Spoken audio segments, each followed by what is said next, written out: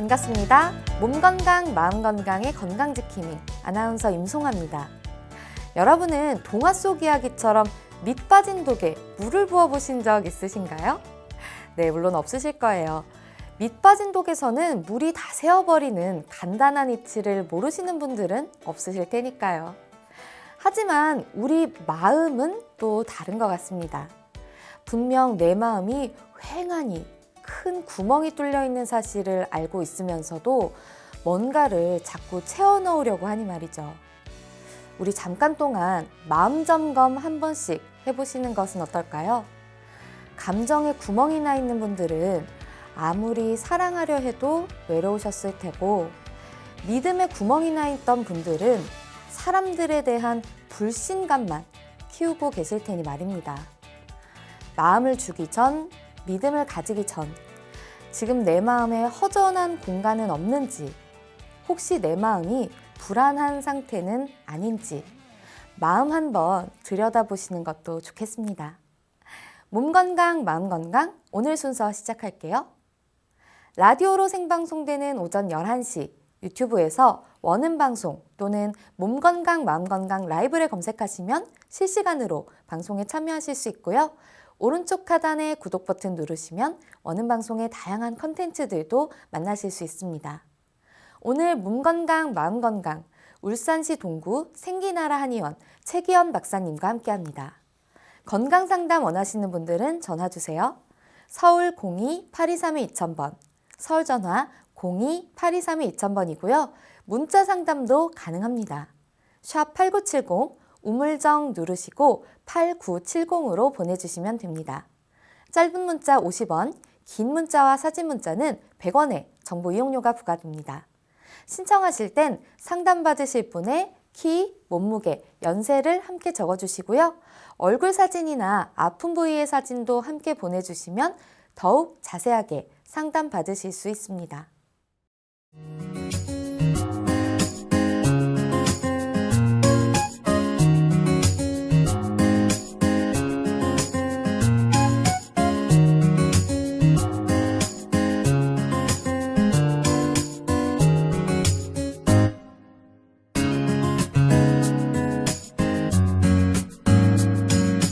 몸 건강, 마음 건강.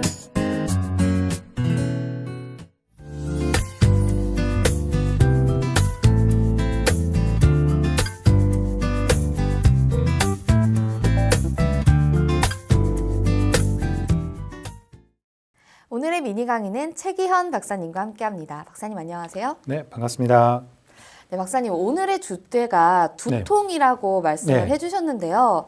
사실 두통은 전화나 문자 상담 코너에서도 굉장히 자주 나오는 질병인데 그만큼 주변에서 많은 분들이 겪고 계시는 것 같습니다. 그렇죠. 근데 이 두통이 원인이 정확하게 무엇인가요? 두통의 원인은 아주 다양합니다.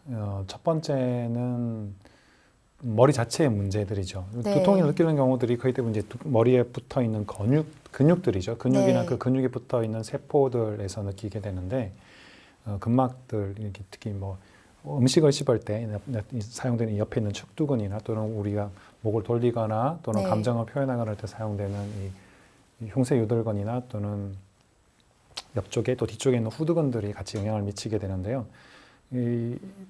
두 번째는 척추가 틀어져 있는, 특히 목뼈가 틀어져 있는 경우에 나타날 수 있고, 세 번째는 턱관절의 문제, 그리고 머리 자체 내에서 볼 때는 지주막하 출혈이나 또는 뇌 종양 이런 경우도 생길 수도 있고요. 또 소화기가 안 좋아서 머리가 아파질 수도 있고요. 그리고 혈액이 너무 부족한 경우, 예를 들면 생리 중이라든지 이런 경우에 나타날 수도 있고, 또 분노 같은 감정이 너무 격앙됐을 때도 두통이 나타날 수 있고, 또 교통사고나 외상 같은 경우 나타날 수 있죠. 맞거나 부딪히거나 그런 경우, 또는 스트레스에 의해서도 나타날 수 있습니다. 원인도 너무 다양하고 머리 주변에 있는 근육들도 굉장히 많고 이래서 굉장히 다양한 경로로 두통이 발생하는 것 같은데 언제 주로 두통이 발생을 하나요? 제일 우리가 쉽게 볼 수 있는 게 온도차, 일교차, 또 우리가 잘 아는 과로했을 때나 감기 걸렸을 때 많이 나타나게 되죠. 특히 이제 감기 걸렸을 때, 과로했을 때 많이 나타나는데, 이런 그 외부의 차가운 기온 또는 여름이라 하더라도 에어컨 바람을 너무 많이 쐰다든지 했을 때 그 찬 기운에 쐬게 되면 또 우리가 어시러시를 춥다, 어시러시하다 또는 춥다 하는 이런 경우들이 생기게 되면 이 찬 기운들이 인체 후면 또 앞쪽으로 들어가서 이렇게 코나 입으로 들어갔을 때는 목 주변에 있는 부분 쪽에 문제가 생기지만 뒷편으로 가서는 뒷머리나 어깨 쪽, 목 쪽에 있는 근육들을 좀 뭉치게 만들고 혈액순환이 잘 안 되게 되면서 힘들어지죠. 이제 몸이 차갑거나 과로한 사람, 또 얼굴이 희거나 키가 큰 사람들한테서 또 턱이 틀어져 있는 사람들한테서 두통이 잘 생기게 되고 목뼈가 1번이 틀어져 있으면 두통이나 편두통은 목뼈 1번하고 직접적인 연관이 있다고 보기 때문에 이 1번 틀어져 있는 것 같이 개선시켜주면 두통이나 감기 증상 이런 게 같이 잘 사라지는 경우들이 많이 봅니다. 저 같은 경우는 스트레스를 받으면 왜 이렇게 네. 드라마에서도 네, 이렇게 뭐 좀 이렇게 갑자기 안 좋은 상황이 발생하면 이렇게 뒷목 잡고 뭐 이렇게 그쵸. 쓰러지고 이러잖아요. 네, 네, 그러죠. 정말로 저는 이게 두통부터 오더라고요. 네. 그 이제 두통 사람 몸 제가 보니까 대표적으로 감기 걸렸을 때 그렇네요. 감기 걸렸을 때 이 사람이 아픈 곳, 뭐 감기 걸렸을 때 내가 머리가 아프다, 또는 어깨가 아프다, 또는 허리가 아프다, 또는 설사한다, 또는 토한다. 이게 그 사람의 제일 약한 부분, 또는 제일 많이 사용하는 부분이 되는 거죠. 그래서 스트레스 받거나 그랬을 때 머리가 아프다고 하는 분들은 스트레스 받으면 턱관절이 틀어지게 되는데 네. 그 턱관절 옆으로 지나가는 어깨 내신경에 문제도 생기게 되고 또 턱관절이 움직임의 중심축이 되는 게 목뼈 1번, 2번인데 특히 목뼈 1번이 두통하고 연결이 되는 거죠. 그래서 목뼈 1, 2번 옆으로 나오는 신경들이 후두하근이나 또는 뒷머리 쪽에 있는 신경들 또 인대들에 영향을 미쳐가지고 근육이 뭉치고 틀어지고 하면서 두통들이 많이 생기게 되는데 양방에서는 후두신경통 이렇게 얘기를 하는데요. 이것도 턱관절의 안정화를 꾀해주면서 목뼈 1번 틀어진 거 치료해주면 좋아지죠. 어떤 분들은 이거 감기인 것 같아요 이러면서 이렇게 오셨는데 제가 보니까 턱관절 틀어진 게 너무 심해서 그런 경우였었기 때문에 턱관절을 딱 균형을 맞춰주니까 그 자리에서 80% 이상 증상이 확 줄어드는 경우들도 있었습니다. 아, 그렇군요. 네. 또 제 주변에 누구는 네. 이제 자기는 주로 이제 머리가 아픈데 네. 이게 머리에 뭘 뒤집어 쓴 것 같다는 이야기를 하더라고요. 그래서 네. 머리에 뒤집어 쓴 게 도대체 무슨 느낌이냐. 아, 저는 그게 잘 이해도 안 가고 그쵸, 그렇던데 그게 실제 질병인가요?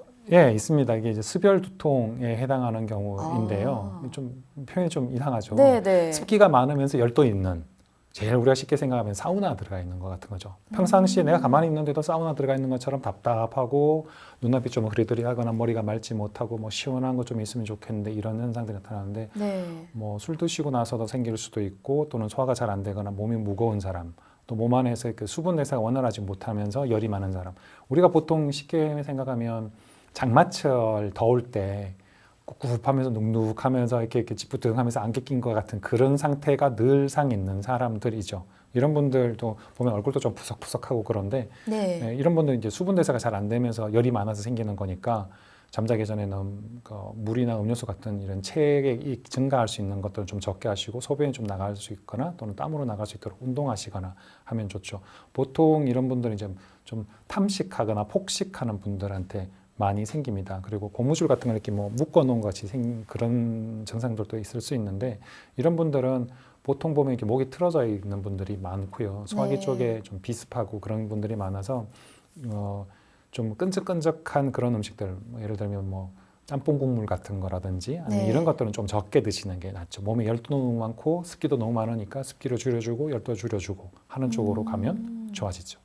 아, 그러니까 오히려 이런 분들은 습기가 너무 많아서 생긴 병이니까 오히려 좀 수분 섭취를 줄이시는 게 도움이 그쵸. 될 수 있겠네요. 예, 한의학적인 치료의 핵심은 균형이거든요. 네. 너무 건조하고 마른 사람은 습기나 아니면 뭐 주스나 과일이나 이런 걸 통해서 또는 체액이 많은 즙이 많은 것들 먹어서 체액을 좀 보충시켜줘야 되고요. 너무 건조하면 그렇고 너무 많으면 적게 들어오게 하면서 오히려 좀 나가게 할 수 있도록 해줘서 우리가 그렇게 하잖아요. 방이 너무 건조하면 가습기를 틀고, 그렇죠. 예, 또 너무 비온 장마철처럼 이렇게 비가 많이 오고 습도가 너무 높으면 제습기를 틀잖아요. 동일하다고 생각하면 됩니다. 네. 그리고 또 이것도 두통인지 모르겠는데 뭔가 좀 스트레스를 받으면 뒷목이 뻣뻣해진다. 네. 뭔가 좀 약간 근육이 경직되는 느낌이다라고 말씀하시는 분들도 있는데 이것도 좀 두통으로 봐도 될지 모르겠습니다만 네, 네. 한의학적인 용어로는 담골 두통이라고 얘기하는데 좀 말이 좀 어렵죠. 네, 담 네, 걸린 것 네. 같은 뭐 이런 두통이라고 네, 생각하시면 되죠. 네, 네. 뒷목이 뻣뻣하고 무겁고 하는데 담이 생기는 경우들이 우리가 먹은 음식물을 내 걸로 흡수하는 기능이 좀 떨어질 때 생겨요. 그래서 소화기가 안 좋은 아, 사람이나 차가운 거 많이 먹는 사람한테 많이 생기기 때문에 그래서 또 소화기가 안 좋으니까 잘 토하는 경우도 좀 있을 수 있고요. 네. 어지러운 경우도 있을 수 있는데 이런 경우는 먹는 것 때문에 생기는 경우들이 많기 때문에 일단 1번 차가운 거, 생으로 먹는 것들 적게 먹어야죠. 뭐 야채라든지 생야채나 또는 생선회 같은 거 조금 적게 드시게 되는 게 낫고 만약에 꼭 그런 걸 먹어야 되는 경우라면 생선회 같은 경우는 좀 고추냉이를 초장이나 고추장에다가 섞어가 조금 더 맵게 또는 뭐 매운맛 나는 고추나 생강이나 마늘 같은 걸 같이 네. 곁들여서 먹는 거죠. 그래서 일식에 생강이 많이 들어가는 이유가 초생강 같은 게 있는 이유가 사가운 성질을 균형을 맞춰줘서 매운맛으로 균형을 맞춰주기 위함이죠. 또 뭐 기름진 음식을 좋아하시는 분들 같은 경우에는 좀 소화 잘 되는 차 같은 걸 좀 같이 드시는 것도 괜찮고요. 그리고 우유나 유제품 같은 경우도 소화기의 기능을 떨어뜨리기 때문에 그런 거는 조금 적게 드시는 게 낫고 차가운 음료수 안 먹는 게 낫고 또 아침에 일어나서 냉장고 열어가지고 뭐 이렇게 다이어트 한다고 과일만 먹거나 또는 네. 야채만 먹거나 이런 경우들에서도 소화기 기능이 떨어지기 때문에 그런 분들은 조금 매운맛 나는 생강이나 또는 뭐 고추나 이런 또는 카레가루나 강황이나 뭐 울금이나 이런 것들을 겸해서 속을 좀 따뜻하게 해주는 것들 이런 걸 같이 뭐 드시는 게 좋습니다. 또 이 심한 분들은 이제 어지러워지면서 이렇게 꼭 구름 바른 것 같다, 멍하다, 어지럽다 네. 이런 분들도 있는데 이런 분들이 소화기가 기능이 안 좋아서 그런 거라서 소화기 기능을 좋아지게 하면서 치료해주면 잘 낫는데 이분들도 목배 1, 2번이 틀어져 있을 가능성이 좀 더 많아요. 그래서 목배 1, 2번하고 흉추 6번 위의 계통, 위 쪽의 기능들을 같이 봐주면서 치료를 해주면 좋아집니다. 네. 그러니까 뒷목이 좀 뻣뻣하고 좀 머리가 무겁다라는 두통을 느끼시는 분들은 좀 아무래도 몸이 차다라고 좀 예, 그런 경우 분들이 많죠. 만약에 이제 그분이 좀 얼굴도 희고 또 여리여리한 여성분들한테 좀 잘 나타나고 추위 잘 타는 사람 또 입맛이 짧고 입이 짧고 먹는 거 좀 편식하고 그러면 아이들 같은 경우 나타날 수도 있기는 한데 그런 경우는 좀 소화기 좋게 해줄 따뜻한 차를 먹거나 몸을 따뜻하게 해주는 음식을 먹거나 그렇게 하면 좀 좋아지죠. 그렇게 네. 하면 좋습니다. 네. 그리고 또 좀 생리통이 네. 올 때마다 이게 두통이 같이 오는 분들도 있거든요.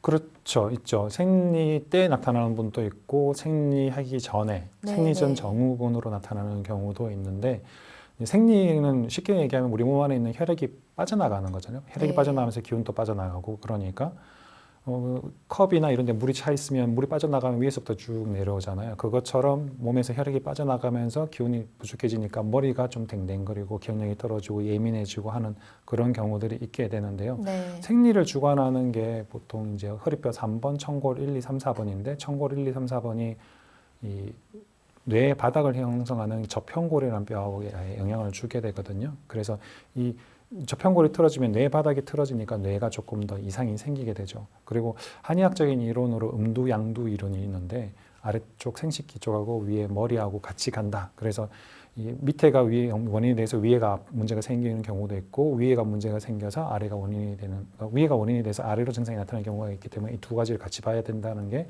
로벳 반응계하고 같이 연결되는 것이고 이 골반이나 천골, 허리뼈 3번의 원인이 목뼈 1, 2번 그리고 목뼈 3번에 영향을 미쳐서 같이 두통이 나타나게 되는 원인이 되기도 하죠. 그래서 부족한 거 채워줘야 되고 좀 잘 드시는 게 좋고 또 다리 꼬우는 거 조금 섹시해 보이긴 하지만 그러면 골반이 틀어지거든요. 네. 자궁이나 골반 앞쪽에 있는 게 방광, 그 다음에 자궁, 그 다음 대장인데 골반이 틀어지도록 다리를 꼬고 앉거나 짝다리로 서거나 그러면 골반이 틀어지니까 틀어지면 그 안에 있는 내부 장기들도 틀어지게 되면 기능이 떨어지게 되죠. 또 한 가지가 이제 뭐 남자분들 같은 경우에 뒷호주머니에 지갑을 넣는 경우 그런 경우도 앉으면 그 지갑 높이만큼 골반이 틀어지게 되니까 네. 그것 때문에 허리가 아파지고 그것 때문에 안쪽에 있는 방광이나 또는 뭐 전립선, 또 대장 쪽의 문제들 뭐 디스크나 이런 것들도 같이 생길 수 있죠. 그거만 제거해 주셔도 훨씬 더 좋아지죠. 그래서 저는 뒷호주머니에는 아무것도 안 넣고 가방에 넣어 다니고 아니면 앞에 바지 호주머니, 앞 호주머니에 넣거나 그렇게 해서 다니죠. 생리 때도 생리만 보는 게 아니라 같이 나타나는 경우를 보고서 보통 이제 생리 때 나타나는 두통의 대부분은 자궁이 차가운 사람, 아랫배가 차가운 사람, 발이 차가운 사람들한테 많이 생겨요. 발은 아랫배에서 뻗어나가는 뿌리 같다고 보기 때문에 발을 만져보면 발이 차가우면 이 사람 아랫배가 차가울 가능성이 많죠. 그래서 아랫배를 따뜻하게 해주는 뭐든지 하면 이분 분들은 두통이 조금 더 줄어듭니다. 되게 아무렇지 않게 생각했던 습관들이 우리 몸에 엄청난 영향을 주네요. 그렇죠. 서로 우리 몸이 같이 연결되어 있기 때문에 작은 습관들이나 자세들이나 이런 태도들만 좀 바꿔도 마음 생각만 바꿔도 좋아집니다. 그 외에도 좀 두통을 유발하는 다른 원인들이 있나요? 보통 이제 외상이 있죠. 어디 부딪히거나 맞거나 또 그래서 생기는 지주막하 출혈이라든지 이런 경우들도 있을 수 있고요. 그리고 뇌혈관 장애로 생기는 모야모야병 같은 경우도 있고요. 뇌졸중, 우리가 보통 중풍이라고 얘기하는 그런 경우에서도 두통이 생길 수 있는데 그런 각각의 경우들을 같이 체크해봐야 되고 이런 좀 특별히 그냥 어떤 원인이 있는 게 아니라 갑자기 생기는 두통인 경우에는 응급실 가시거나 또는 신경과 선생님을 찾아보시는 게 낫죠. 특히 그 뇌출혈 같은 경우는 발병하고 나서 3시간 이내에 네. 그때가 골든 타임인데요. 그때 치료를 잘 받으시면 후유증이 별로 없게 되는데 잘못하면 급사하실 수도 있죠. 근데 박사님 모야모야병이 뭐죠? 예, 모야모야병은 네. 이제 이 측두부 쪽에 머리 옆쪽으로 없는 혈관들이 좀 막 생기는 거예요. 꼬불꼬불꼬불한 혈관들이 생기는데 이 병이 생기는 경우는 보통 이제 청소년기에 여자아이들은 조금 더 많이 생기는 걸로 보여지는데 이 모야모야병이 있는 경우는 가서 치료를 받는 게 나아요. 그리고 또 한 가지가 이제 뇌동맥류라고 하는 병이 있는데요. 네. 뇌동맥이 한 곳에 머물러 있으면서 이게 꽈리처럼 생기는 경우, 이건 시한폭탄이거든요. 모야모야병도 비슷해요. 그래서 이런 경우는 치료를 해줘야 좋아집니다. 그리고 이런 모야모야병이나 뇌동맥류나 이런 게 생기는 경우들을 제가 보는 관점에서는 턱관절의 문제, 그리고 그 교합의 문제, 그리고 목배 1, 2번의 정렬의 문제가 같이 있다고 보기 때문에 이걸 네. 같이 치료해주면 좋아지는 경우들도 있고 또 그런 수술하고 나서도 어떤 증상들이 있을 경우에 이런 증상들을 해소를 위해서 같이 치료해주니까 좋아지더라고요. 두통이 좀 턱관절과 많은 영향이 있나요? 그럼요. 아주 많죠. 우리가 음식을 살기 위해서 음식을 먹어야 되잖아요. 네. 음식을 먹으려면 씹어야 되고요. 그쵸. 음식을 씹는 근육 중에 저작근 중에 측두근이라는 게 있거든요.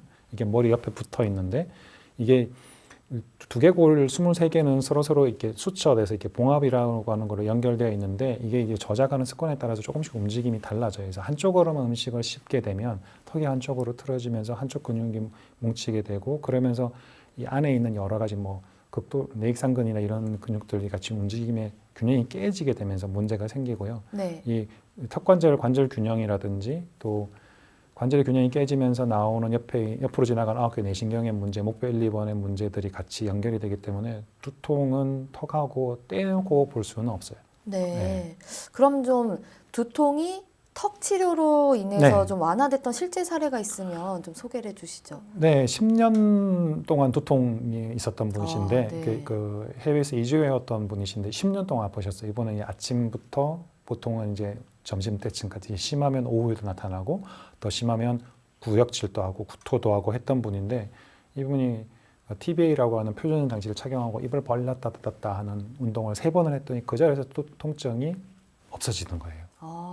입을 벌렸다 닫았다 하면서 그 TBA 표준형 장치를 착용하고 하면 그 턱관절 사이 프레이 스페이스 건강한 간격을 유지를 시켜주면서 입을 벌렸다 닫았다 하니까 목배 1, 2번이 틀어져 있는 게 정상적인 위치로 가게 되는 거거든요.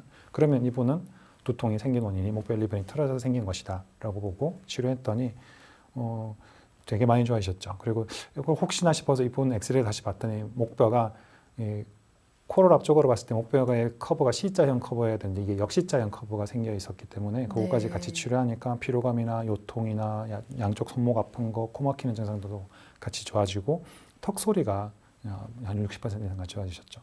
보통 턱 관절에 문제가 있으면 여러분들이 보통 제일 많이 본인이 직접 느낄 수 있는 증상 중에 하나는 턱에서 소리 나는 거예요. 네. 네, 이게 보통 2번째 단계에서 나타나는 현상인데 턱 소리가 나타나면 내 문제가 조금 있구나 이렇게 이해하시면 되죠. 그리고 또 양귀비도 네. 평생을 이제 만성 두통 때문에 굉장히 고통스러웠다고 하잖아요. 네. 이게 좀 24시간 계속해서 약간의 두통을 계속해서 갖고 있는 분들 있거든요. 예, 약간씩 있는 경우면 괜찮기도 한데 이제 보통 이런 24시간 있는 두통을 가지고 있는 분들은 목벨리반이 틀어져 있는데 그게 목만의 문제가 아니라 턱의 문제, 특히 음식을 한쪽으로만 씹을 때 우리가 음식을 씹으면 맷돌처럼 위아래에서 이렇게 도는 것만 아니라 옆으로 이렇게 지그재그로 조금 음식을 갈게 되거든요. 그래서 한쪽으로 음식을 씹게 되면 치아의 배열, 정렬도 좀 틀어지고 안비대칭도 같이 나빠지게 되는데 네. 이분은 24시간 두통이 있었는데 치료해보면 재밌는 게 치료하면 할수록 안 아픈 시간이 길어져요.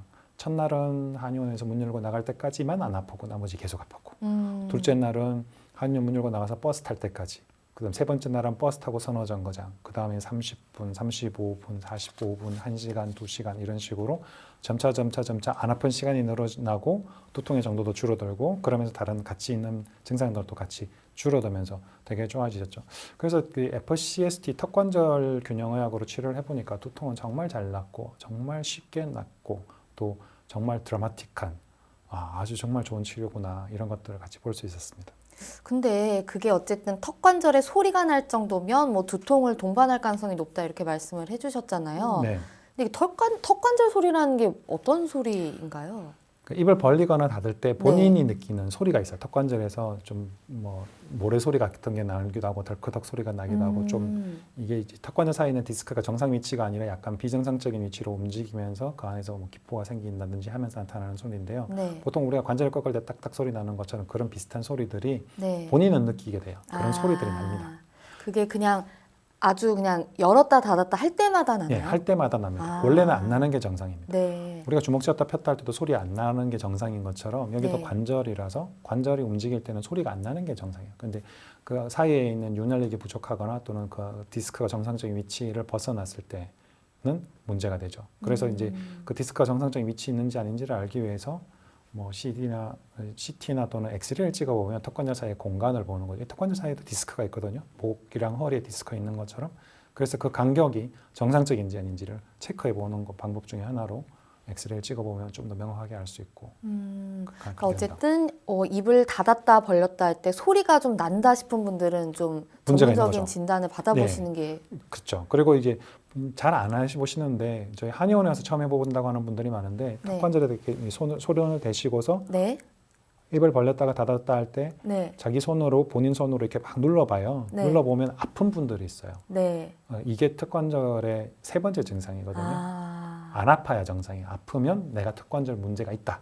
그러니까 정확히 누르는 지점이 어디죠? 입을 벌릴 때 이렇게 입을 벌릴 때? 홈이 생겨요. 그러니까 귀 바로 앞에 앞쪽에, 부분. 네. 네. 귀 바로 앞쪽에 홈이 생기는데 그러니까 이거- 푹 들어가는 부분이네요. 그렇죠. 그 부분을 조금 세게 누른 상태에서 입을 네. 다물어 보는 때 아프면 본인이 아. 턱관절 증상의 6가지 중에 세 번째 있는 거죠. 좀 네. 더 심하면 네 번째가 음식 먹을 때 아픈 거고, 다섯 번째가 음식 안 먹을 때 아픈 거고, 여섯 번째는 입이 안 벌어지는 개구장애까지 생기게 됩니다.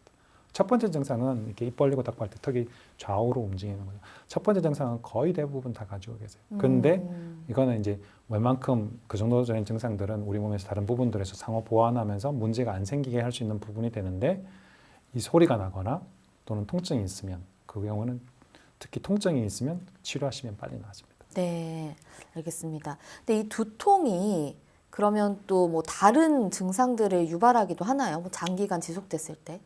그렇죠. 두통이 아까 전에 말씀드린 것처럼 이게 턱관절의 문제나 또는 근육의 문제, 다른 장기들에서 문제들이 나타나기 때문에 이게 이제 좀 더 심해지면, 네. 예를 들어 이제 뭐 일자목 같은 경우에 또 잘 나타나게 되는데요. 네. 경추는 목뼈는 이 머리에서 몸으로, 몸에서 머리로 신경들이 지나다니는 고속도로예요. 고속도로 터널이 예를 들어서 이렇게 C자형일 때 제일 최고의 성능이 나타나는데, 이게 만약에 공사 중에서 일자가 되어 있다면 자동차들 속도가 느릴 수밖에 없겠죠. 네. 인체도 동일합니다. 그래서 이 목뼈가 C자 형태가 되어 있을 때 사람들이 제일 건강해 보이고 예쁘고 표정이나 아니면 얼굴 붓는 거나 두통이나 이런 게 줄어드는데, 그게 일자가 되거나 또는 역C자 형태, 뭐 자세가 안 좋거나 아니면 습관이 안 좋거나 그렇게 돼서 나타나는 경우에는 뇌로 가는 혈액이나 또는 신경 또는 림프들 이런 것들의 기능도 떨어지고 성능도 떨어지게 되니까 여러 가지 문제들이 생기게 되죠. 좀 더 심한 경우에는 뭐 단기기억, 뭐 이제 친구하고 장난치다가 부딪혀가지고 이 외상에 의한 경우인데 네. 이 바닥에 머리를 부딪히고 나서 두통도 생기고 그리고 단기 기억 상실증이 있었어요. 친구하고 얘기하고 있는데 다른 친구가 딱 들어와서 무슨 얘기하고 나면 조금 전에 내가 뭘 얘기했는지 잊어버리는 친구였는데 반에서 1등 하던 애였거든요. 그래서 네. 한 5개월 동안 고생하다가 뭐 여러 군데를 다니다가 왔는데 저는 이 학생 같은 경우도 문제가 목표 1, 2번 정렬이 틀어진 게 문제다. 그래서 그걸 바로 잡아줬더니 되게 빨리 나았어요. 그래서 3주 만에 정상이 되니까 아버님이 되게 빨리 호전됐다고 되게 좋아했던 기억도 나네요. 네. 그럼 좀 다른 치료 사례 같은 게 더 있을까요? 네. 이분은 이제 그 불면증이랑 두통이랑 뭐 어깨 통증 그리고 불안한 거, 어지러운 거 그리고 또 식사도 잘 못 하시고 어지럽고 막 이러니까 그래서 내원 한 달 전에 갑자기 쓰러지셔가지고 119 타고 병원 응급실 가가지고 검사하셨어요. 막 이렇게 이것저것 다 찍어보시고 내 MRI도 찍어보시고 그랬는데 전혀 이상이 없다는 거예요. 네. 그런 분들 많더라고요. 네, 그런 분들의 상당수가 제가 보기에는 목의 문제예요. 예. 목뼈 1, 2번 틀어져 있는 거 이것 때문에 문제죠. 이분이 이렇게 보니까 엑스레이 보니까 심한 1.5기이셨더라고요. 그래서 하루 종일 몽롱하고 빙빙 돌고 네. 그리고 또 보니까 이분이 안면 비대증도 되게 심하셨거든요. 그래서 턱관절 균형을 맞춰주면서 치료해 주니까 이분은 이게 목뼈가 일자가 돼 있으니까 이것 때문에 주변에 있는 근육이랑 신경이랑 이런 문제가 된 거예요. 그래서 뇌가 안 좋아지면서 두통이 생기고 여러 가지 문제들이 생긴 거예요. 그렇게 얘기하면서 치료해 줬더니 13번 치료해 줬는데 많이 좋아지셔가지고 그 이후에는 이렇게 되게 좋다고 하시면서 가시게 되신 경우도 있죠. 또 다른 사례는 이제 공황장애의 두통에 비염까지 있던 분인데 네. 예, 공황장애도 이렇게 되게 무서워하는 거거든요. 네. 좀 어떻게 될까봐 내가 막 이렇게 뭐 심장이 두근두근거리기도 하고 막 잘 놀래기도 하고 어떻게 될 것 같은 그런 패닉 디스오더라고 얘기하는데 두려워하는 거죠. 근데 이것도 뇌의 문제인데 두통도 목표 1번의 문제고 뇌의 문제도 목표 1번의 문제고 그리고 비염 같은 경우도 목표 2번의 문제니까 목표 1, 2번 정렬을 치료해주면 좋아지겠네. 그래서 이번도 이제 목뼈가 역시자 형태였거든요. 그래서 역시자 형태가 정상적이 되도록 좀 딱딱한 베개를 베도록 하면서 이 치료를 같이 해드렸더니 6개월 동안에 매주 토요일마다 오셔가지고 한 23번 정도 받으셨는데 여러 증상들이 한 80% 이상 좋아지시면서 치료 종결하셨는데 며칠 전에 이분이 한 4년 만에 오셨어요. 허리 삐끗했다고 4년 동안 잘 지냈다고 그러시면서 그동안 되게 고마웠다고 이렇게 뭐 간식도 사오시고 그러셨던 기억도 나네요.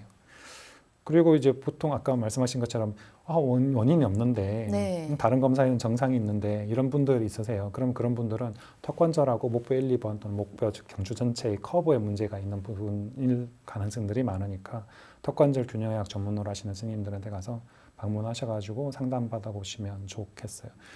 어떤 분들은 소개받고 나서도 3년 지나서 오시는 분들도 있더라고요. 네. 3년 후에 가시는 것보다 지금 가시면 3년 빨리 가게 되니까 정말 좋은 치료가 있습니다. 근데 그런 원인이 이제 사실 뭐 예를 들어서 갑자기 팔이 부러졌다든지 네. 아니면 극심한 고통이라든지 이러면 또 네. 이제 바로 병원을 가시겠지만 네. 이게 사실 그렇게 아프지 않은데 네. 괜히 뭐하러 돈을 쓰라 사실 약간 그런 마음이 있으시잖아요. 그럴 수 있죠. 그래서 이제 네. 삶의 질이라는 게 제일 중요한 거죠. 근데 내가 이때까지 계속 이렇게 지내왔는데 이 상태에서 그대로 갈 것이냐 아니면 이걸 내가 필요성을 느끼고 치료할 것이냐가 중요한 건데 두통이 있게 되면 네. 한의학에서 볼 때는 눈이 아프거나 코가 아프거나 귀가 아프거나 머리에 붙어있는 모든 게 문제가 생기면 이건 두통의 큰 범주 안에 넣고서 볼 수 있거든요. 네. 근데 이 머리가 문제가 생기면 결국엔 몸 전체에 문제가 나중에 생기게 돼요. 통로의 문제이기 때문에. 네. 그래서 목이랑 머리를 안 아프도록 해주는 게 좋고요. 또 그래야 우리가 결정도 잘하게 돼요. 머리가 아프면 귀찮거든요. 네, 그렇죠. 대충 하게 되고 그러면은 뭐 회사에서의 업무나 아니면 가정에서나 여러 가지들이 별로 좋지 않죠. 그리고 스트레스 많이 받거나 그런 분들은 좀 운동하면서 땀 내주거나 또는 노래를 하거나 또는 뭐 여행을 하거나 하시면서 뭔가 우리 몸에서 뭔가 이렇게 개선이 되고 좋아질 때는 뭔가를 배출하거나 배설하거나 분비를 하면서 좋아져요. 결이 올라서 땀을 내거나 네. 또는 우리가 이렇게 한숨을 후 쉬거나 또는 운동하면서 땀을 내거나 또는 사우나 가서 뭔가를 내거나 또는 화장실 가서 작게 보고 나서 편하니까 작을 소자에 편할 편자 써서 소변이고 크게 하고 나면 아주 시원해졌다고 대변이라고 하는 것도 대소변 또 편해지는 것도 우리 몸 안에서 뭔가 나가면서 좋아지는 거거든요. 네. 그 정상적인 시간에 정상적인 주기로 들어오고 나가고 하는 게 좋아지고 순환이 좋아지면 우리 몸은 좋아지게 되는데 그 속에서 이제 필요성을 내가 어느 만큼 느끼느냐 치료가 관건이 되겠죠. 근데 이제 그 필요성에 해당하는 만큼을 제대로 치료하는 데 가서 치료하면 아주 쉽게 정말 두통은 잘 나아요. 정말 잘 나아요. 그러니까 더 병이 악화되거나 뭐 네. 다른 여러 가지에 조금 더 뭐 좀 나쁜 영향을 미치지 않게끔 그쵸. 조기에 좀 치료를 하시는 게 중요하겠네요. 그렇죠. 조기에 치료하는 게 낫습니다. 3년 이후에 가는 것보다 지금 가시면 3년 빨리 가는 겁니다. 네, 네. 알겠습니다. 오늘은 두통에 대해서 알아보는 시간이었습니다. 박사님 오늘 좋은 말씀 감사합니다. 감사합니다. 미니 강의 오늘은 최기현 박사님께서 두통에 대해 자세히 강의해 주셨습니다.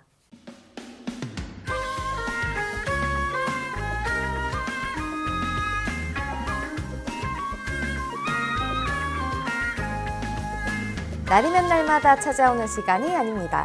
약이 되고 복이 되는 꿀 같은 건강 정보 튼튼 보감 시간입니다. 오늘의 주인공은 녹용입니다. 녹용은 건강에 어떤 도움을 주는지 박사님께 여쭤볼게요.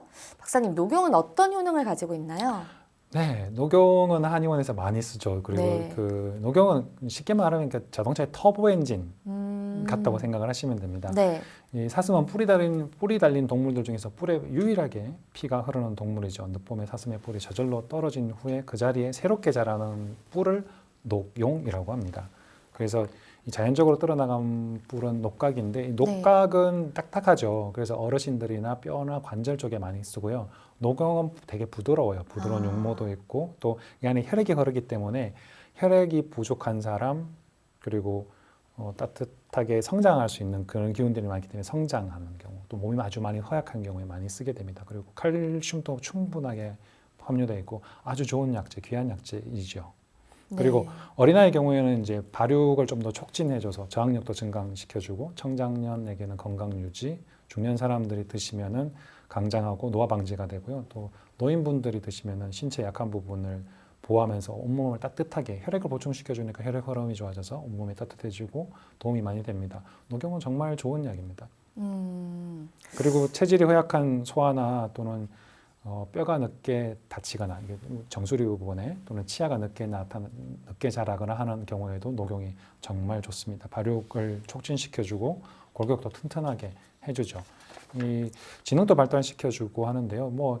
이 어떤 약에 붙여 쓰느냐에 따라 가지고 이 녹용은 정말 좋습니다. 위에 안 좋은 사람들한테는 위장 단계도 줄여주고 소화흡수도 넣게 좋아지게 해주는데 주로 이제 혈액을 순환을 좋아지게 해주니까 손발이 차갑거나 또는 다리 시리거나 무릎 시리거나 또는 발 시리거나 하고 해서 아픈 분들, 식욕부진인 분들 그리고 또 잠 잘 못 자게 되는 많은 원인 중에 한 가지가 혈액이 부족한 경우거든요. 그래서 혈액이 부족한 이런 경우에는 녹용을 쓰면 참 좋고 기운이 없는 분들 같은 경우에는 뭐 환기 같은 걸 같이 배합해서 쓸 수도 있습니다. 네, 또 녹용이 여성분들에게도 좀 좋다면서요? 그렇죠. 여성분들이 이제 생리를 하잖아요. 한 달에 한 번 생리하면서 우리 몸에서 혈액이 나가게 되니까 그럼 부족한 혈액을 만들어줘야 되고 채워 넣어줘야 되는데 녹용이 머리를 뚫고 두개골을 뚫고서 자라는 거거든요. 그래서 혈관이 같이 자라기 때문에 그 안에 혈액이 많고 이 뼈를 뚫고서 나타나면서 그 안에서 혈액이 만들어지니까 우리 피를 만드는 곳은 척추와 대퇴골 같은 큰 뼈 안에 있는 골수에서 만들거든요. 그래서 이 골수 기능을 조금 더 강장시켜주고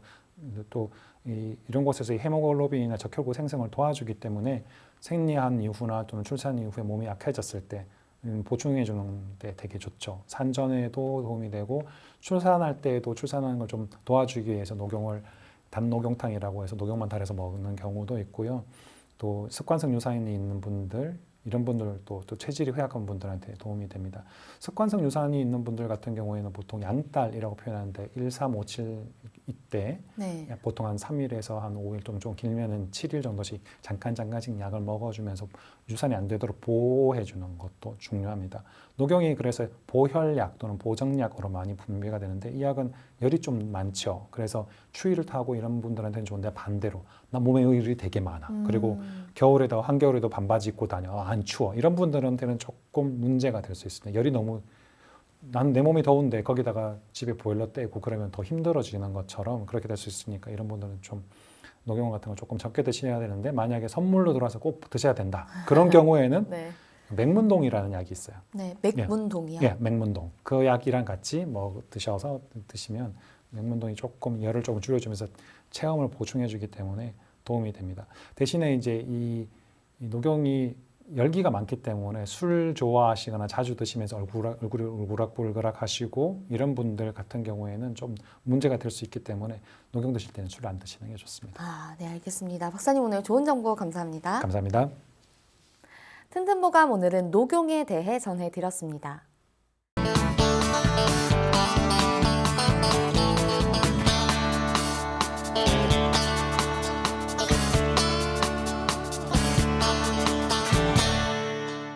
자, 그럼 오늘의 건강상담 시작해 볼 텐데요. 건강상담은 체질이나 상황에 따라 개인차가 있을 수 있다는 점 미리 말씀드립니다. 상담 전화 서울 02-8232-2000번입니다. 몸건강, 마음건강은 TV와 라디오를 통해 방송됩니다. 원음방송TV는 스카이라이프 채널 187번, KT 올레TV 284번, SKBTV 309번, LG U+, 278번, 딜라이브 159번, CJ헬로 238번, 현대 HCN 549번, 제주 KCTV 375번, 금강방송 796번, 모바일 에브리온 TV는 채널 100번이고요. 라디오는 서울 경기 FM 89.7, 부산 경남 104.9, 대구 경북 98.3, 광주 전남 107.9, 전북 충남 지역은 97.9MHz입니다. 원음방송은 스마트폰으로도 만나실 수 있는데요. 플레이스토어나 앱스토어에서 원음방송 검색하시면 무료로 다운받으실 수 있습니다. 오늘은 최기현 박사님께서 친절한 상담 해드립니다. 자, 그럼 첫 번째 전화 받아보겠습니다. 여보세요? 네네. 네, 반갑습니다. 네, 수고하십니다. 네, 본인 상담이신가요? 네네. 네, 키와 몸무게, 연세가 어떻게 되십니까? 키는 171이고요. 나이는 81세입니다. 네, 몸무게는 58kg고요. 네, 지금 제 옆에 최기현 박사님 나와 계십니다. 편하게 상담 받아보세요. 반갑습니다. 네네. 아버님은 네, 감사합니다. 네, 아버님은 어떤 점이 제일 불편하신가요? 변비가 너무 심해가지고요. 아, 변비가요? 그래서 전화를 하면 그랬습니다. 며칠에 한 번 보시나요? 며칠에 한 번씩 보는 게 아니고, 이제 약을 사 먹으면 잘 나오다가, 네. 이렇게 한 번씩 이렇게 나오질 않습니다. 그 약, 누구 싶은데 화장실 가면 안 나오고 아주 곤욕스럽고 그렇습니다. 약을 안 사 드시면 며칠에 한 번 정도 되면 보시나요? 아버님? 약을 안 먹으면 한 3일 만에 3, 4일에 걸립니다. 3, 4일이요? 네. 변비가 심하시면 네. 뭐 운동은 좀 하시나요? 걷는 거라든지. 예, 운동도 많이 하고 먹기도 많이 먹습니다. 그리고 아. 보기보다는 운동도 많이 하고 먹기도 많이 먹고 그런데 입이 썩고 네. 막 그 밥맛이 없고 그렇습니다. 그래도 억지로 먹습니다. 입이 쓰시고 입맛도 떨어지시고. 네. 네. 그리고 왜 그런가 싶어서 약국 가서 그냥 급해서 약을 사 먹으면은 네. 또 잘 나올 때가 있고 또 안 먹어도 안 나올 때가 있습니다. 네. 아버님 혹시 커피 드시나요? 커피는 안 먹고 있습니다. 아. 자극성 많은 거는. 그러시구나. 네. 네. 변비가 심한 경우는요. 이제 네네. 그 연세가 조금 있으신 분들은 제 대장의 기능들이 좀 떨어지고 몸 안에 체액이 많이 부족해지거든요. 그래서 네, 그래서 며칠 전에 종합 네. 검사하는데 대장 위 내시경 다 했습니다. 이상이 없다 그러더라고요. 그렇죠. 이상이 있으면 너무 큰 문제인데 이제 그건 없으니까 네네. 다행인데 대변이 네네. 3일에 한 번씩 본다라는 것 자체가 이제 쉽게 말씀드리면 윤활유 같은 것처럼 그 체액이 좀 부족해지면서 나타나는 현상 중에 하나예요. 한의학적으로 볼 때는. 그러면 아버님 드시는 예. 음식들 중에 그 미역이나 다시마나 또는 이런 해조류, 김 같은 종류들을 좀 더 많이 드시는 게 좋고요. 그리고 뭐 네네. 돼지고기 좋아하시면 돼지고기도 도움이 될 수 있고요. 그리고 네네. 과일 종류나 또는 아로니아나 포도 같이 이런 검은색이나 보랏빛 나는 즙이 많은 것들을 많이 드시는 게 좋습니다.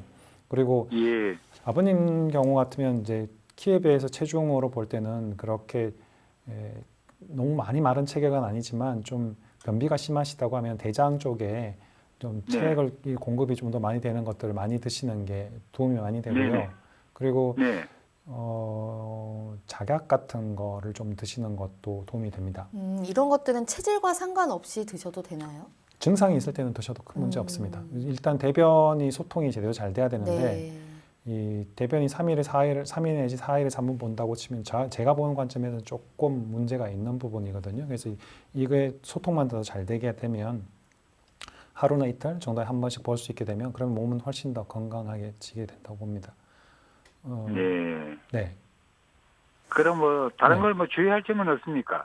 주의할 거는 한 두어 가지 있는데요. 첫 번째는 너무 매운 음식, 네네. 너무 맵거나 또는 너무 열이 많은 음식 같은 건 적게 드시는 게 좋아요. 그리고 아버님은 좀 섬유질 좀 더 있는 걸 드시는 게 낫고요. 그리고 아까 입이 쓰다고 하셨잖아요. 입이 쓴 네네. 사람들은 주로 많이 나타나는 게 이제 갱년기 때나 또는 신경 쓰는 게 많은 분들한테 많이 나타나거든요. 아마 네네. 예, 쓴 거 좋아하시는 분들은 보통 이렇게 신경 많이 쓰면서 예민한 분들이 많기 때문에 뭐 요즘 봄에 나오는 봄나물 같은 것들도 드시는 것도 괜찮아요. 쓴맛 나는 것도 괜찮고 네. 커피를 좋아하시면 에스프레소 같은 거 드시는 것도 좀 더 도움이 됩니다. 커피도 이렇게 사시켜서 대변이 좀 잘 나가게 해주는 그런 기능이 있거든요. 네. 커피 한 잔씩 먹어도 괜찮습니까? 뭐 지금 정도 같으면 괜찮으실 것 같은데요. 대신에 네. 커피 드시면서 아버님 같은 경우는 우유를 진한 걸 좋아하시면 에스프레소를 드실 수도 있는데 제가 봤을 때는 대장에 체음이 부족한 경우라고 보기 때문에 폐음을 보충해주면 대장 쪽도 좋아지거든요. 그래서 커피에다가 네. 우유를 넣어서 드시는 그 카페라테 같은 게 이런 게 훨씬 더 좋을 것 같아요. 네. 네, 제철 봄나물 음식 많이 챙겨 드시면 좋을 것 같습니다. 네, 네네. 잘하겠습니다. 네, 네, 전화 고맙습니다. 주셔서 감사합니다. 아이고, 네, 선생님 감사합니다. 네, 감사합니다. 네, 건강 상담은 체질이나 상황에 따라 개인차가 있을 수 있다는 점 미리 말씀드립니다. 그럼 다음 전화 이어가겠습니다. 여보세요? 예, 여보세요? 네, 반갑습니다. 네, 반갑습니다. 네, 본인 상담이신가요? 네, 네, 키와 몸무게 나이가 어떻게 되십니까? 163에 50kg고 34살이요. 아, 네. 지금 제 옆에 최기현 박사님 나와 계십니다. 편하게 상담 받아보세요. 안녕하세요. 안녕하세요. 네, 어떤 부분이 제일 불편하신가요? 제가 그 두 가지인데요. 어깨랑 설사하는 것 때문에 상담을 요청했는데요. 네, 그 왼쪽 어깨랑 쇄골뼈가 계속 옥신옥신 이렇게 쑤시는 것처럼 아프고 팔을 들거나 돌리면 더 아프고요. 네. 또 설사는 거의 매일 해가지고요. 설사는 매일 그럼- 몇 번 정도 하나요? 많을 때는 한 3번까지 해요. 네. 그 설사하는 게 언제부터 그러셨나요? 그건 꽤 몇 년 됐어요. 오래됐어요. 그리고 매운 거나 차가운 거 먹으면 더 바로바로 막 나오고요. 네. 배에서 막 소리 날 때도 있고요. 네. 그리고 막 손이랑 배는 차가운데 얼굴이랑 목에서는 땀이 너무 많이 나고요. 네. 다리도 퉁퉁 붓고 혈액순환도 안 되고요. 네. 두통도 좀 있고요. 네. 두통도 있고, 목 어깨 붓고, 손발도 차갑고, 그리고 네. 머리 어깨 쪽에서, 머리 쪽으로 네. 땀도 나고, 네, 땀이 네. 많이 나요. 네. 그렇죠. 이게 이제 균형이 깨졌을 때 나타나는 현상이거든요. 지금 한 두 네. 가지 증상이 같이 있는 걸로 보여지는데 사실 어깨 아픈 거하고 설사하고는 아주 밀접한 연관관계가 있어요. 어깨가 아픈 분들이 호흡기가 안 좋거나 소화기가 안 좋은 분들이 많거든요. 이 설사하고 나타나니까 어깨만 보는 것이 아니라 설사하고 같이 연결시켜서 대장의 기능하고 같이 연결시켜서 봐야 되는데 네. 아까 전에 처음에 얘기하셨던 왼쪽 어깨하고 쇄골이 아프다 했는데 이게 어깨가 움직일 네네. 때 쇄골이 같이 움직여요. 이게 돌아요. 팔을 들거나 움직이거나 그럴 때. 그래서 이럴 때 아픈 분들은 쇄골 있는 부분을 좀 눌러지거나 쇄골 위아래 있는 근육들을 좀 마사지를 해주거나 그러면 좀 도움이 됩니다. 그러니까 쇄골이 움직이지 않아서 쇄골이 손을 대고 팔을 올려보면 쇄골이 원래 이렇게 그 자리에서 이렇게 돌아요. 그 움직임이 그 견쇄관절이라고 하는데 어깨하고 쇄골 사이 관절의 움직임이 좋아지지 않아서 생기는 경우이기 때문에 그 주변을 네. 마사지 해주거나 따뜻하게만 해줘도 좀 좋아지고요. 어깨가 아픈 경우는 거의 대부분 차가워서 생기거든요. 추운 데서 자거나 춥게 자거나 차가워서 생겨요. 그런데 네. 본인 같은 경우에 설사를 하루에 3번씩 한다고 하니까 이건 네. 문제죠. 설사를 잡아야 돼요. 네. 설사를 잡으려면 일단 네. 첫 번째 매운 거나 찬 거에 다 나타난다고 하셨으니까 이거 섞여 있는 경우인데 거의 대부분 찬 거에 좀 반응하는 분들이 많고요. 혹시 네. 그 설사하고 나서 항문에 자결감, 항문이 화끈화끈거리거나 그런 느낌이 있으세요? 그런 건 없어요. 그리고 설사하고 났을 때 이렇게 막 건더기 같은 게 보이나요? 아니면은 보일 때도 있어요. 일단 그 배변했을 때 자결감이 없으면 화끈거리는 감이 없다면 그건 거의 차가운 쪽일 가능성이 많은데 그러면 네. 네. 아랫배를 따뜻하게 해줘야 돼요. 생강이나 건강차 같은 거 드시는 게 낫고 또 네. 매실 액기스를 가지고 만든 매실즙을 매실차를 꾸준히 물 대신에 상복하시는 게 나아요. 카레 같은 거 네. 많이 드셔야 되고요. 아랫배가 네. 따뜻해지면 손발 차가운 것도 같이 좋아지고 그리고 어깨 아픈 것도 많이 좋아지는데 어깨 네. 아픈 것이랑 또 손발이 차가운데 위쪽으로는 열이 난다고 하셨잖아요. 그럼 이거는 네. 상하, 딱 너무 나요. 네. 예, 위아래의 균형이 깨져 있는 거거든요. 그러니까 아. 위쪽으로는 열이 나고 밑에는 차갑고 나타나는데 어깨 쪽을 지배하는 신경들이 목에서 나가거든요. 목뼈 4, 5, 6, 7번에서 나가는 신경들이기 때문에 목 네. 주변에 틀어져 있는 거 이것도 조금 치료를 받으시면 좋을 것 같은데 일단 먼저 하셔야 될 건 대변 상태 좋아질 수 있도록 해주는 거고 어깨 쪽을 좀 따뜻하게 해주고 핫팩 네. 같은 거 해주면 좋은데 핫팩 쉽게 만들 수 있는 게 뭐 수건에다 물을 좀 적셔가지고요 네. 비닐 같은 데 넣어서 전자레인지에 좀 돌리거나 하는 그렇게 할 수도 있고 아니면은 콩이나 이런 걸 좀 구하셔가지고 전자레인지에 돌려가지고 뭐 주머니 같은 데 네. 넣은 상태에서 그렇게 해서 하실 수도 있고요. 또 뭐 네. 핫팩 같은 걸 사가지고 할 수도 있고요. 그렇게 해보시는 거 괜찮죠. 그리고 뭐 아랫배 따뜻하게 해줄 수 있는 방법들이 반신욕 같은 것도 좀 도움이 될까요? 반신욕도 도움이 되죠. 아랫배를 따뜻하게 해주는 건 뭘 하든지 하시면 좋아요. 그러면 네네. 지금 증상보다 훨씬 더 좋아지실 거고 네. 이 설사하시고 그러면은 삶의 질도 많이 떨어지실 거고요. 기운도 없을 거고. 네, 맞아요. 네, 추위도 잘 없어요. 타실 텐데, 그죠? 추위도 잘 타긴 잘 타는데 더위를 너무 타요. 그러시구나. 예. 네. 그러면은 좀 치료 같은 것도 있을까요? 이분은 조금 일단 설사를 하루에 3번씩 하면 이건 치료의 범위에 든다고 저는 보거든요. 네. 예, 설사 많이 하시는 분들은 케켈 운동 같은 걸 기본적으로 하시는 것도 도움이 되고요. 아까 말씀드렸던 생강차나 건강차 같은 걸 상복하셔야 되고. 케켈 운동이 어떤 거죠? 케켈 운동은 이제 앉아서도 할 수 있고 서서도 할 수 있는데 네. 항문 조이는 운동이에요. 항문을 조였다 풀었다. 예, 항문 한 5초 정도 조였다가 네. 풀었다가 다시 또 조였다가 풀었다가 하는 걸 이제 5번을 하는 걸 한 세트로 하는데요. 그렇게 하는 걸 뭐 하루에 여러 번씩 하는 상시. 네. 예, 그렇게 하는 거죠.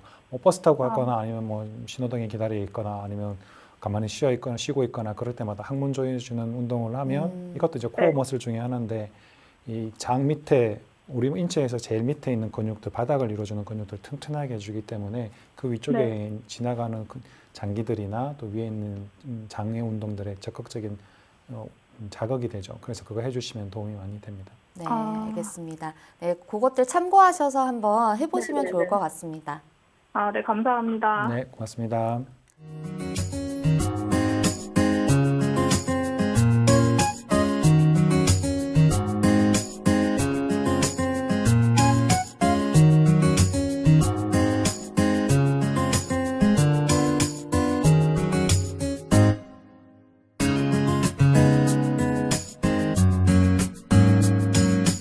몸 건강, 마음 건강. 몸 건강, 마음 건강. 오늘은 최기현 박사님과 함께했습니다. 박사님 오늘 좋은 말씀 감사합니다. 감사합니다. 다음 시간은 한의사 최원석 원장님과 함께할게요. 오늘도 건강한 하루 보내세요. 이 프로그램에 참여하신 분들께는 움트리에서 정성을 담은 명품장 선물 세트를 드립니다.